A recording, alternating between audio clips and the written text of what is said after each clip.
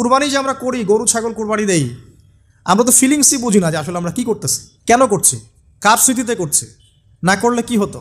তো এটা নিয়ে তো এই যে একটু আগে এক ভাই বলে গেলেন যে এগুলো নিয়ে যে বিভিন্ন মহলে অনেক সমালোচনা, পশু কুরবানি অমানবিক, এই সেই, এগুলো তো চিন্তারই জায়গা নাই, এগুলো চিন্তার তো জায়গাই নাই আমাদের কাছে। কারণ এখানে সবচেয়ে বড় কথা ছিল নিজের জীবন কুরবানি করা, নিজের জীবনটা কুরবানি করা। নিজের জীবন না আছে, আল্লাহ আমার কাছে একটা খাসি চেয়েছেন, একটা গরু চেয়েছেন, একটা বাহিমাতুল আনআম চেয়েছেন। এখানে তো আমার নিজের জীবনটাই দেওয়ার কথা ছিল।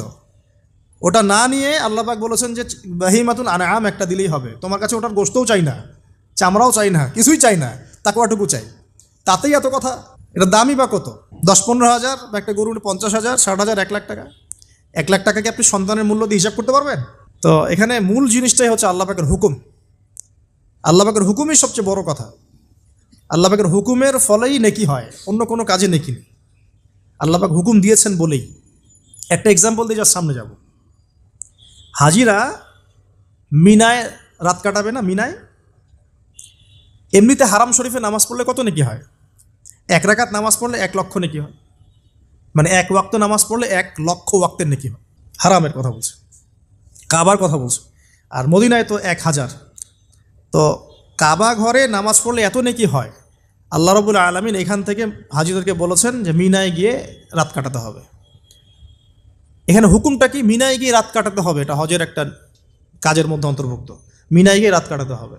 আর কেউ যদি মনে করে যে মিনায় গিয়ে তো নামাজ পড়লে তো 1 লক্ষ রাকাত নেকি নাই, হারাম শরীফে নামাজ পড়লে 1 ওয়াক্ত পড়লে 1 লক্ষ ওয়াক্তের নেকি হয়, তা আমি হারামেই থেকে যাই, মিনায় যাব না, ও কি নেকি পাবে না? ওর হজই হবে না।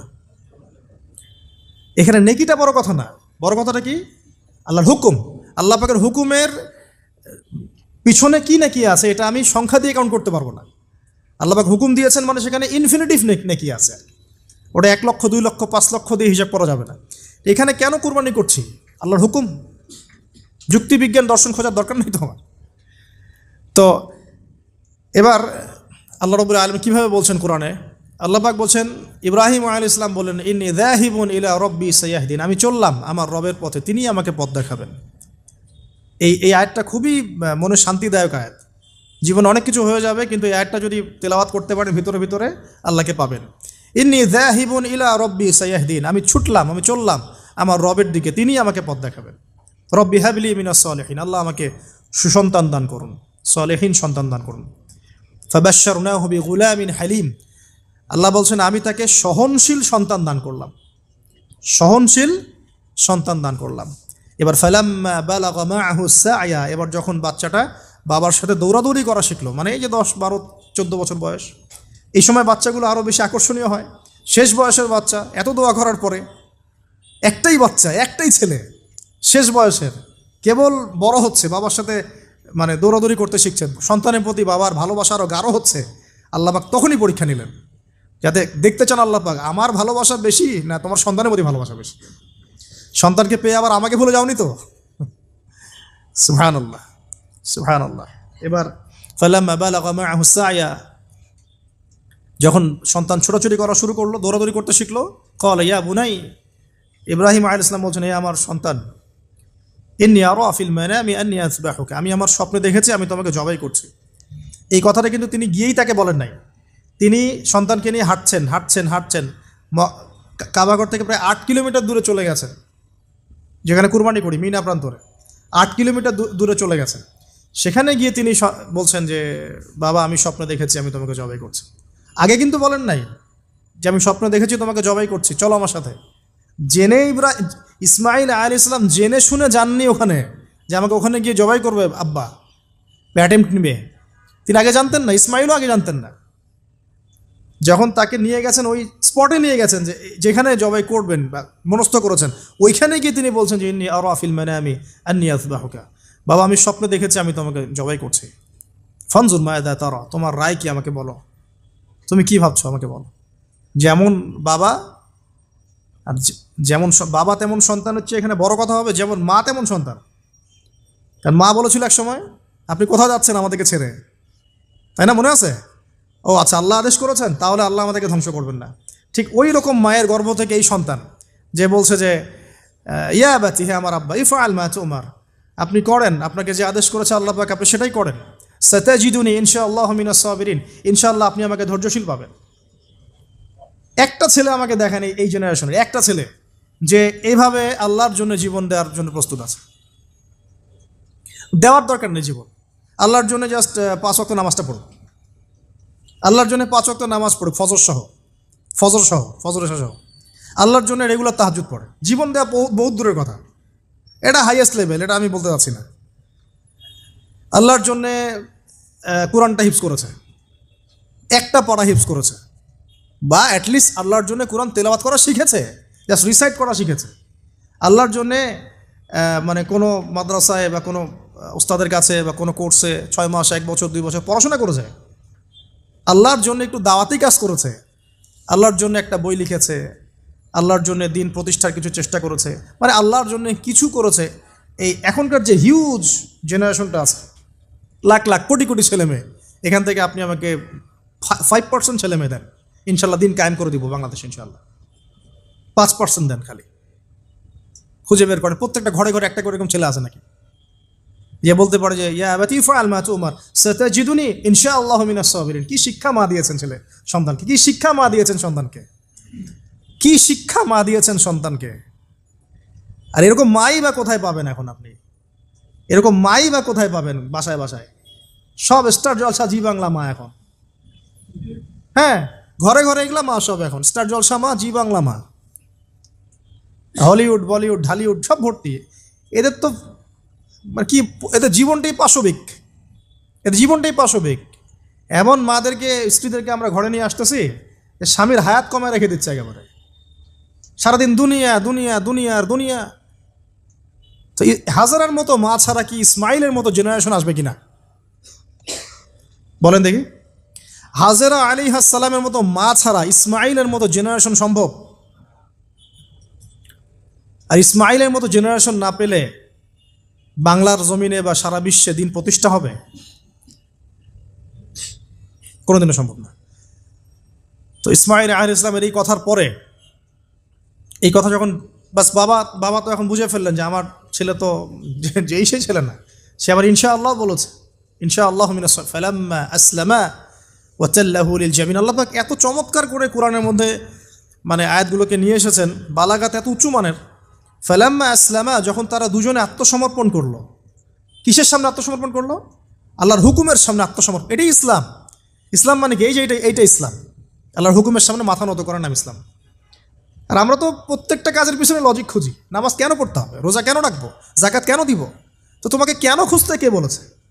আল্লাহ বলেছেন তাই করব, রাসূল বলেছেন তাই করব, আল্লাহ নিষেধ করেছেন তাই করব না, রাসূল নিষেধ করেছেন তাই করব না। এত যুক্তি দর্শনের কি দরকার? সব তো আমার মাথায় ধরবে না। এই যে ফালাম্মা আসলামা, এই যে ইসলাম শব্দটা এখানে আছে, ফালাম্মা আসলামা, যখন তারা দুজন ইসলাম কবুল করলো না, এখানে যখন তারা দুজন আত্মসমর্পণ করলো, আল্লাহর হুকুমের সামনে মাথা নত করলো, ওয়া তাল্লাহু লিল জাবিন, ডান দিকে উপর করে কাত করে শুইয়ে দিল সন্তানকে, জবাই করার সময় যেমন করে শোয়াই আমরা, ব্যাস এই পর্যন্ত ঘটনা। তারপরে আল্লাহ পাক বলছেন ওয়ানাদাইনাহু ইয়া ইব্রাহিম, তখন আমরা ইব্রাহিমকে আওয়াজ দিলাম, হে ইব্রাহিম, হে ইব্রাহিম, হে ইব্রাহিম, কদ সাদ্দাকতা রুইয়া, তুমি তোমার স্বপ্নকে সত্যায়ন করেছ, তুমি তোমার স্বপ্নকে সত্যায়ন করেছ। দেখেন, এটা স্বপ্ন, এটা কিন্তু জিবরাইল আলাইহিস সালাম এসে সরাসরি ওহিও করেন নাই, যে যেমন এসে সরাসরি বলা যে আপনার সন্তানকে কোরবানি করতে হবে। কিন্তু স্বপ্ন, এটা আরও বড় পরীক্ষা। কারণ স্বপ্ন, শয়তান ওই সময় 3 বার পাথর নিক্ষেপ করেছে না, শয়তান বোঝানোর চেষ্টা করেছে এটা তো স্বপ্ন, ভুলও হতে পারে, এটা তো স্বপ্ন, মিথ্যা স্বপ্নও দেখতে পারো। তখন তিনি 3 বার শয়তানকে পাথরও মেরেছেন, মনে আছে? ওইটা কিন্তু হাজিরা এখনও করছেন না? দেখেন আরও বড় পরীক্ষা। এখানে কিন্তু সরাসরি জিবরাইল আলাইহিস সালাম এসে বলেন না যে এটা করেন, বরং স্বপ্নের মধ্য দিয়ে মেসেজ দেওয়া হচ্ছে। এখন তো আমরা অনেকে স্বপ্নের স্বপ্নের অস্তিত্ব অস্বীকার করি। স্বপ্ন সত্য হতে পারে অনেকেরই, অমুসলিমেরও স্বপ্ন সত্য হতে পারে। ইউসুফ আলাইহিস সালামের ওই 2 বন্দী মুসলিম ছিলেন না যারা স্বপ্ন দেখেছিলেন যে আমার মাথা থেকে রুটি খেয়ে ফেলা হচ্ছে, আমি শরাব পান করাচ্ছি, তারা কিন্তু মুসলিম ছিলেন না। ওই রাজাও মুসলিম ছিল না যে রাজা স্বপ্ন দেখেছে দুর্ভিক্ষ হবে। তো স্বপ্নের সত্যতা আছে, তবে সেটা সত্য স্বপ্ন একরকম, মিথ্যা অলিক স্বপ্ন আরেক রকম। আর নবীগণের স্বপ্ন কি হয়? ওয়াহি হয়। নবীগণের স্বপ্ন এক প্রকার, ওয়াহি হয়। এবার যখন পাশ ফিরিয়ে দিলেন, আল্লাহ পাক ডাকলেন, ফানাদাইনাহু আইয়া ইব্রাহিম কদ সাদ্দাকতা রুইয়া, আপনি আপনার স্বপ্নকে সত্যায়ন করেছেন। কদ সাদ্দাকতা রুইয়া, এটা ছিল আল্লাহর পক্ষ থেকে একটা বড় পরীক্ষা। ওয়াফাদাইনাহু বিযিবহিন আযীম, এখানে আসছে এটা, ওয়াফাদাইনাহু বিযিবহিন আযীম। এরপর আল্লাহ পাক সেখানে একটা মহান কুরবানি দিলেন, এই যে আমাদের কুরবানির সুন্নত আসলে। ওয়া তারাকনাহু লিল আখিরিন, এবং পরবর্তীদের জন্য এই সুন্নতটাকে আমি রেখে দিলাম। সুবহানাল্লাহ, মানে কিয়ামত পর্যন্ত এখন এই সুন্নত থাকবে ইনশাআল্লাহ। কদ সাদ্দাকতা রুইয়া ইন্না কাযালিকা নাজজিল মুহসিনিন ইন্না হাযা লাহুয়াল বালাউল মুবিন। হ্যাঁ, ওয়াফাদাইনাহু বিযিবহিন আযীম ওয়া তারাকনাহু লিল আখিরিন সালামুন আলা ইব্রাহিম। এবার শেষে আসছে যে ইব্রাহিম আলাইহিস সালামের প্রতি শান্তি বর্ষিত হোক, সালামুন আলা ইব্রাহিম। আমরা বলি সালামুন আলা ইব্রাহিম আলাইহিস সালাম। এবার পরীক্ষায় পাস, আল্লাহ রাব্বুল আলামিন সব পরীক্ষায় যখন ইব্রাহিম আলাইহিস সালাম পাস করে গেলেন, তখন তাকে জাতির পিতা ঘোষণা করলেন। মনে আছে? ওয়াইদ ইবতালা ইব্রাহিমা রাব্বাহু বিকালিমাত, যখন আল্লাহ রাব্বুল আলামিন ইব্রাহিমকে বহু পরীক্ষা করলেন, অনেকগুলো পরীক্ষা করলেন। যখন ফালাম্মা আতাম্মাহুন্না, যখন তিনি পরীক্ষায় উত্তীর্ণ হয়ে গেলেন, তখন আল্লাহ পাক বলছেন, ইন্নী জাইলুকা লিন-নাসি ইমামা, আমি তোমাকে পুরো মানব জাতির ইমাম বানিয়ে দিলাম। সুবহানাল্লাহ। এখান থেকেই আমরা বলছি যে তিনি হচ্ছেন পুরো মুসলিম উম্মার কি জাতির পিতা। এবার আসেন, পরীক্ষা শেষ, পুরস্কার লাগবে। পুরস্কার কি? পুরস্কার হচ্ছে এখন ছেলে আর বাবা মিলে এখন কাবা ঘর বানাও তোমরা। সুবহানাল্লাহ, কত বড় সম্মান! আল্লাহ পাকের ঘর নির্মাণ করো বাবা ছেলে মিলে, বাস ছেলে বাবা মিলে কাবা ঘর নির্মাণ করছে। দেখেন এই স্মৃতিটাও কত মধুর, ছেলে বাবা মিলে কাবা ঘর নির্মাণ করছে, চিন্তা করে দেখেন। হ্যাঁ, ওয়াতাহির বাইতি লিত-তাইফিনা ওয়াল আকিফিনা ওয়া রুকআইস সুজুদ, আমার এই ঘরটাকে কি করো, পবিত্র রাখো তাওয়াফকারীর জন্য, ইতিকাফকারীর জন্য, নামাজ পড়বে যারা। এখনও সেটা চলছে, কিন্তু এখনও চলছে। এরপরে বানানো শেষ, তখন দুজনে দোয়া করছে, দুটো দোয়া, রব্বানা তাকাব্বাল মিন্না ইন্নাকা আনতাস সামিউল আলিম। এটা আমরাও দোয়া করি, রব্বানা তাকাব্বাল মিন্না ইন্নাকা আনতাস সামিউল আলিম ওয়া তুব আলাইনা ইন্নাকা আনতাত তাওয়াবুর রহিম। এটা একটা দোয়া করেছেন। রব্বানা ওয়াবআথ ফীহিম রাসূলাম মিনহুম ইয়াতলু আলাইহিম আয়াতিকা ওয়া ইউআল্লিমুহুমুল কিতাবা ওয়াল হিকমা ওয়া ইউযাক্কিহিম ইন্নাকা আনতাল আজিজুল হাকীম। এই দুটো দোয়া তিনি করেছেন ওখানে। তো দোয়া শেষ, কাবাঘর নির্মাণ করা শেষ। ইব্রাহিম আলাইহিস সালাম 200 বছর বেঁচে ছিলেন, বলা হয় তিনি 200 বছর বেঁচে ছিলেন। এরপরে তিনি যখন ফিরে গেছেন কেনানে, তখন গিয়ে শুনেছেন তার এই স্ত্রী সারা আলাইহিস সালামও গর্ভবতী হয়েছেন, মাশাআল্লাহ।